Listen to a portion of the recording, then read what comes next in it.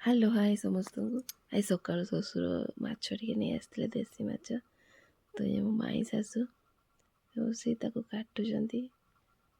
ଦେନ୍ ମୁଁ ଆଜି ଟିକେ ପଳେଇଲି ଆମ ଘର କାମ ପାଖକୁ। ସେଠୁ ଆସିଲା ପରେ ଟିକେ ମାର୍କେଟ ଗଲି। ବହୁତ ଗୁଡ଼ା ଜିନିଷ ମୋର ଆଣିବାର ଥିଲା। ଶାଶୁଙ୍କ ଔଷଧ, ପୁଅର ବି ଜିନିଷ ଥିଲା। ତ ଏଠି ଚଢ଼େଇ ଗୋଟେ ଦୋକାନରେ ବିକ୍ରି ହେଉଥିଲା, ତାର ଗୋଟେ ଭିଡ଼ିଓ ବନେଇଦେଲି। ଟିକେ ବିଶାଳ ଯାଇଥିଲି।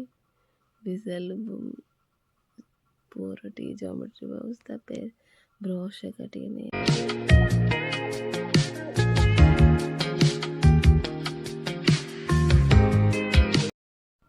କିଶୁ ଆଉ ମୋ ଶାଶୁ ମିଶିକି ସାନ ପୁଅକୁ ମୋ ଯେଉଁ ଚୁନରିରେ ଝୁଲଉଛନ୍ତି। ସିଏ ବି ବହୁତ ଖୁସିରେ ମଜା ନେଉଛି। ଏବେ ଯାଇ ତ ସମସ୍ତେ ଜାଣିସାରିବେଣି ମୁଁ ଅନଲାଇନ୍ର କେତେ ସପିଂ ପ୍ରିୟ। ତ ଆଜି ଗୋଟେ ପୁଣି ପାର୍ସଲ୍ ଆସିଥିଲା। ସାନ ପୁଅର ଅନ୍ନପ୍ରାଶନ ହେବ, ତ ତାର ଗୋଟେ ଫଟୋ ସୁଟ୍ ପାଇଁ କିଛିଟା ଜିନିଷ ମଗାଇଥିଲି।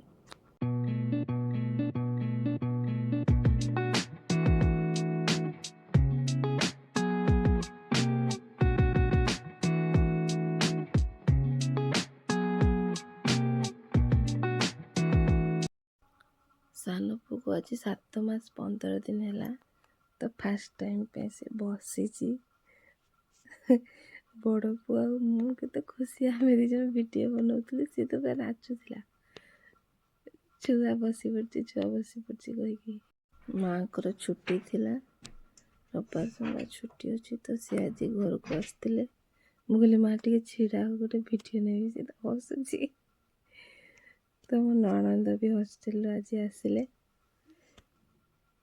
ସିଏ ଟିକେ ମୁଢ଼ି ପ୍ରିୟ, ତ ମୁଢ଼ି ଖାଇବାରେ ଲାଗି ପଡ଼ିଛନ୍ତି। ସାନ ପୁଅକୁ ଯେତେ କହୁଛି ଶୋ ବୋଲି, ସିଏ ତାର ଜମା ଶୋଉନି, ତାର ଖେଳିବାରେ ଲାଗିଛି। ଆଜି ପାଇଁ ରହିଲୁ, ବାଏ, ଗୁଡ୍ ନାଇଟ୍।